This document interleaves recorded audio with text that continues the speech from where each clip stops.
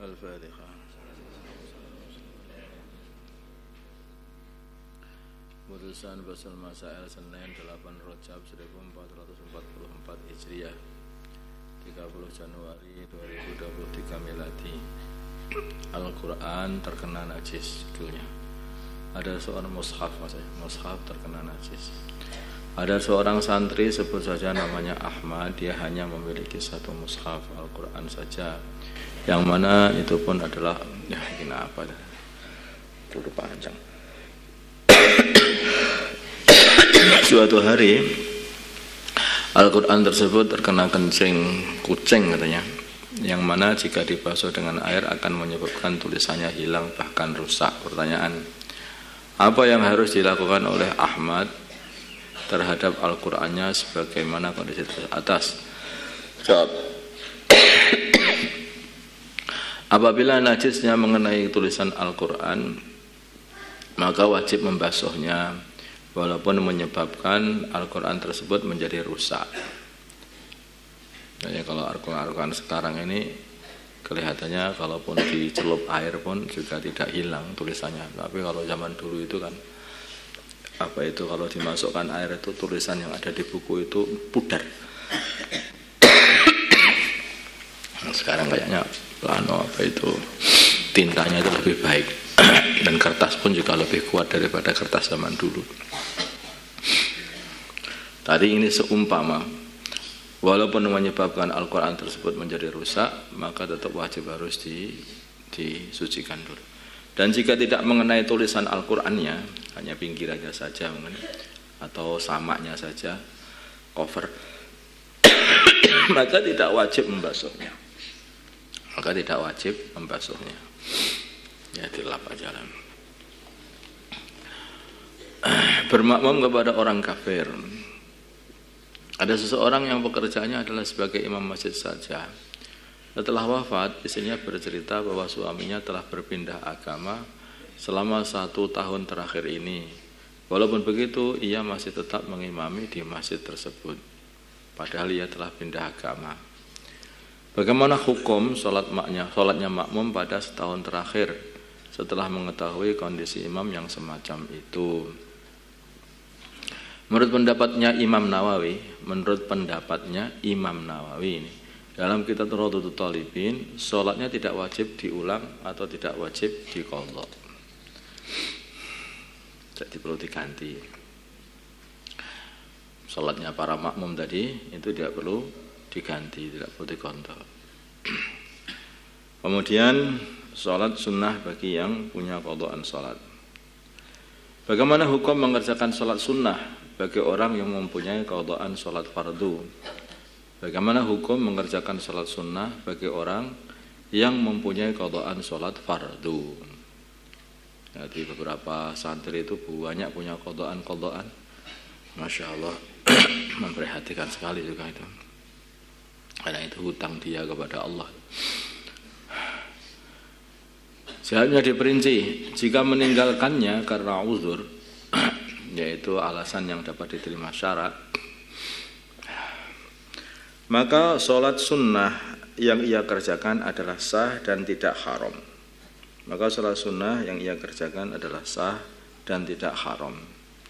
Jika meninggalkannya karena tidak ada uzur, seperti kebanyakan orang meninggalkan sholat karena malas saja, itu bukan uzur, maka sholat sunnah yang ia kerjakan adalah sah. Tetapi dia berbuat sholat sunnah tanpa memperhatikan sholat fardunya yang ditinggalkan tadi untuk diqadhanya, maka itu perbuatan seperti itu adalah haram. Jadi sah sholatnya, tapi haram dia sholat sunnah. Masalah mau fardu saja belum dibuat masalah, tapi sholatnya tetap sah. Pendapat masalah bersegera dalam mengqadha sholat. Pendapat pertama, jika meninggalkannya karena ada uzur, maka sunnah bersegera. Nah, jika meninggalkannya karena ada uzur, maka sunnah bersegera sakit namanya. Jika meninggalkannya karena tidak ada uzur, seperti kebanyakan orang karena malas dan sebagainya, maka wajib segera mengqadha salatnya yang dia tinggalkan itu. Maka wajib bersegera salatnya yang dia tinggalkan itu untuk mengqadha salatnya bersegera yang ditinggalkan itu.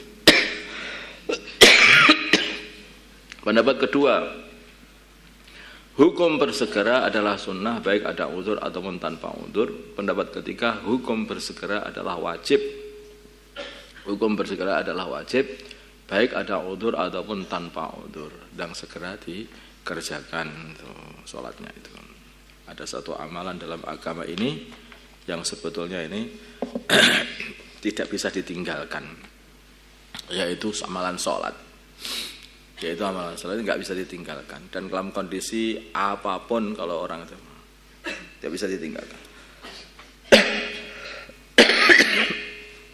Ketika di rumah orang itu harus sholat, ketika safar juga harus sholat, ketika orang itu sakit kalau masih bisa sholat ya tetap harus sholat. Kalau dia ini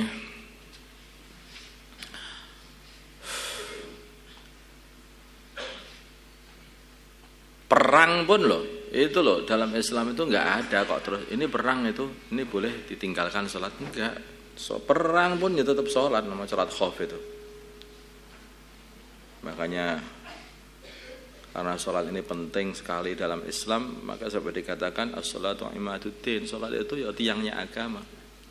Faman aqamaha faqad aqamaddin. Mendirikan sholat, menegakkan sholat, itulah menegakkan agama. Orang yang meninggalkan tarakaha faqad hadamaddin, meninggalkan sholat dia menghancurkan agama dia sendiri. Makanya urusan sholat ini tidak ada apa itu keringanan ya saya. Betulnya harus mengerjakan sholat selagi masih bisa mengerjakannya. Tidak ada kok terus ini diringankan sudah diizini untuk tidak sholat. Nah kenapa Tuhan? Lah saya ini sudah jadi wali loh, sehingga sudah diizini untuk tidak sholat. Oh iya, itu kamu datangi, kemudian kamu tempeleng peleng gitu. Kalau dia tanya, kenapa kamu tempeleng aku? Aku sudah diizini untuk nempeleng dasmu. Sama izinnya kok.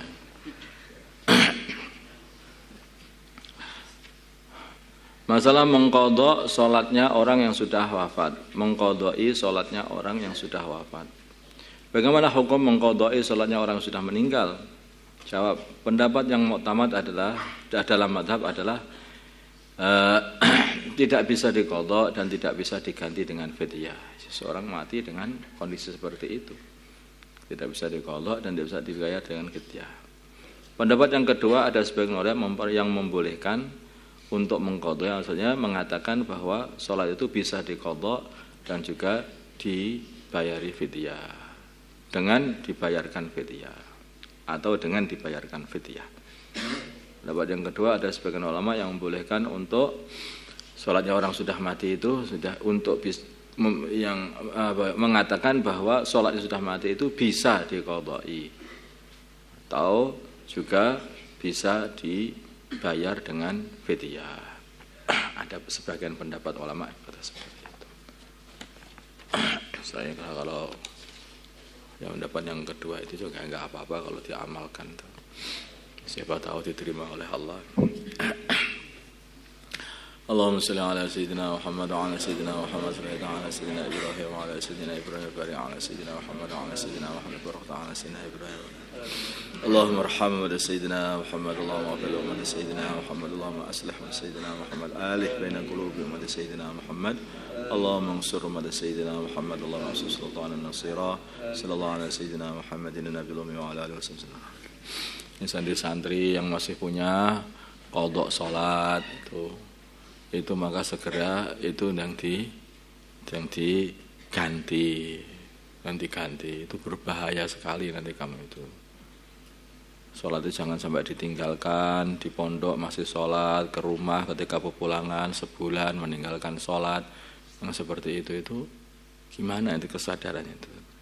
Kan pondok ini kan dibuat ini untuk menyiapkan seorang menjadi ulama nanti, membimbing umat ini supaya mereka itu bisa ittiba baginda Nabi Muhammad SAW. Tapi kalau ulamanya saja itu meninggalkan sholat, bagaimana bisa jadi panutan umat? Paham nggak ini? Makanya itu urusan sholat itu jangan sampai dibiarkan larut-larut, dibiasakan meninggalkan sholat itu berbahaya banget. Orang meninggalkan sholat itu ya artinya itu imannya lemah. Kalau orang itu sudah berani meninggalkan sholat fardu, itu sudah berbahaya betul itu. Lama kelamaan itu bisa lepas itu iman itu. Karena iman itu lepas itu dimulai dari sedikit, dari menjauhi orang Islam, meninggalkan sholat sunnah, meninggalkan sholat fardu. Lama kelamaan ya tinggal gantilannya itu syahadat saja. Kumpul lagi dengan orang-orang kafir, lepas ini bisa iman itu. Makanya sebetulnya itu ibadah itu penjaga iman kita. Maka wal 'asr innal insana lafi khusr illa alladziina aamanu wa 'amilus shalihat wa tawashaw bil haqq wa tawashaw bis sabr. Jadi dimulai dari iman. Kalau orang itu imannya menguat, maka dia itu akan tidak bisa dibendung untuk amal soleh. Kalau dia ini peduli dengan amal solehnya, mesti dia itu pengen sekali punya teman yang sehingga dia saling mengingatkan untuk selalu beramal soleh, mengamalkan agama, dan mengingatkan untuk nyabarkan diri dalam amal agama. Kalau tidak ada teman untuk mengingatkan, mesti amalan solehmu itu pun mesti akan hilang suatu hari. Kalau amalan solehmu itu sudah hilang, ya lama-kelamaan imannya jadi hilang. Gitu loh. Ini ada urutannya, iman, amal soleh, terus amar ma'ruf nahi 'anil munkar, terus saling mengingatkan untuk saling membetah-betahkan diri dalam amal agama. Ini kita harus punya teman, nggak bisa sendirian itu. Harus punya teman, satu sama lain itu saling ingatkan aku nanti, ajak aku ketika sholat jamaah, ajak aku nanti ketika dakwah, ajak aku, terus minta. Buat pertemanan seperti itu, pertemanan karena agama, karena Allah. Al-Fatihah.